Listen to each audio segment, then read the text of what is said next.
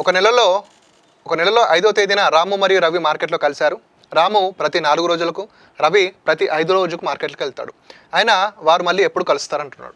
ఇలాంటి simple question ఏ విధంగా చేయాలంటే, ఇద్దరు ఒక తేదీన కలిశారు, ఓకేనా.